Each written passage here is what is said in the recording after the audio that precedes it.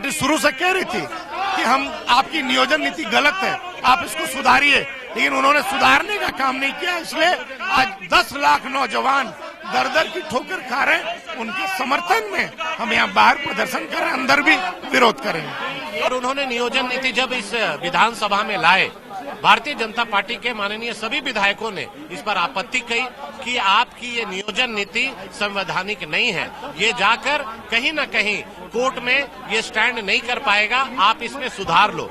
उस समय वहां प्रश्न के माध्यम से जब हम लोगों ने जानना चाहा तो उनका ही सरकार का जवाब था कि विधि विभाग का ऑब्जेक्शन है, लेकिन एजी के हस्तक्षेप के बाद इन्होंने जबरदस्ती और उसको पारित किया, क्योंकि जेएमएम कांग्रेस के पास संख्या बल है, विधानसभा से पारित करा दिया, लेकिन कोर्ट में जाके स्टैंड नहीं किया। आज आप देखिए कि झारखंड के छात्र छात्राएं, युवा आज सड़क पर आंदोलन कर रहे हैं और 15 लाख नौकरी 3 साल में उन्होंने देने का वादा किया, 15 लोगों को नौकरी नहीं मिला।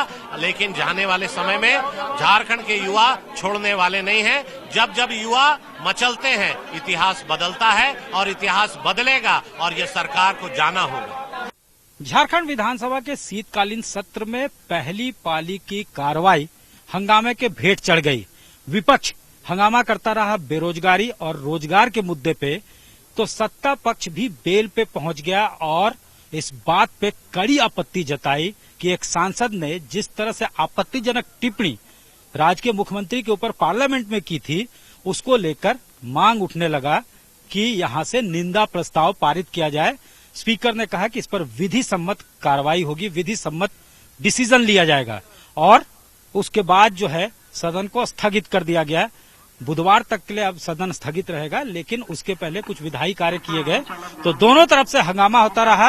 हालांकि जो आपत्तिजनक बयान था उसको पार्लियामेंट के कार्रवाई से एक्सपंज कर दिया गया है, लेकिन सीएम हेमंत सोरेन ने ट्विटर हैंडल से इस पर कड़ी आपत्ति जताई है और शब्दों के गरिमा को हर हाल में अगर पार्लियामेंटेरियन कोई है या संसदीय राजनीति में है तो उसको ख्याल रखने की बात भी कही है अपने ट्विटर हैंडल में। तो इस मुद्दे को लेकर पक्ष और विपक्ष की तरफ से दोनों तरफ से हंगामा होता रहा और सदन हंगामे के भेंट चढ़ गया। बड़ी बात यह है कि फिलहाल यहाँ पे राज्य में कोई नियोजन नीति नहीं है। नियोजन नीति 2021 जो थी उसको रद्द कर दिया हाईकोर्ट ने। उसमें कई ऑब्जेक्शंस रेज किए गए थे। पिटिशनर रमेश हांसदा के द्वारा ये कहा गया था, उसमें ये प्रोविजन था कि यहाँ जो अनरिजर्व कैटेगरी के लोग हैं, अगर यहाँ से 10th और 12th नहीं करते हैं तो झारखंड स्टाफ सिलेक्शन कमीशन द्वारा जो भी विज्ञापन निकाले जाएंगे ग्रेड 3 और ग्रेड 4 के एग्जामिनेशन के लिए, उसमें वो नहीं बैठ सकते। और ये नियम सिर्फ अनरिजर्व कैटेगरी के लिए था। साथ ही साथ हिंदी और इंग्लिश जो भाषाएं हैं उसमें कोई एंट्रेंस एग्जाम नहीं दे सकता है, ये भी प्रोविजन उसमें लेड था।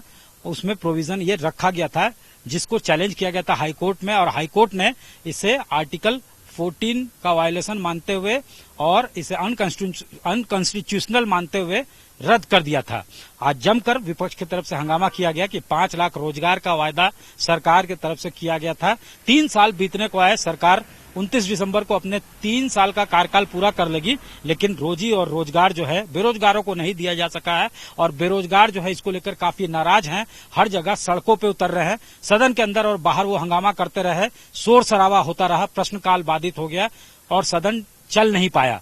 इसी बीच सत्ता पक्ष के लोग भी बेल तक पहुंचे और लगातार नारेबाजी करने लगे। प्रदीप यादव ने सूचना में ये जो है इशू उठाया कि कैसे एक पार्लियामेंटेरियन ने, जो झारखंड के सांसद हैं, उन्होंने मुख्यमंत्री को ये कह दिया कि वो दुष्कर्मी है, जबकि प्रदीप यादव ने ये भी कहा कि खुद उनके कैरेक्टर पे जिस पार्लियामेंटेरियन ने ये सवाल मुख्यमंत्री के ऊपर आरोप लगाए थे, उनके खुद के कैरेक्टर में दोष है। हालांकि ये बातें जो है मुख्यमंत्री ने ट्विटर हैंडल से शेयर किया कि जो आपत्तिजनक बयान था उसको पार्लियामेंट के कार्रवाई से एक्सपंज कर दिया गया है। तो यही मामला आज गरमाया रहा सदन के अंदर और बाहर, और सदन हंगामे के भेंट चढ़ गया। कैमरामैन राकेश तिवारी के साथ सत्यजीत कुमार, रांची आज तक।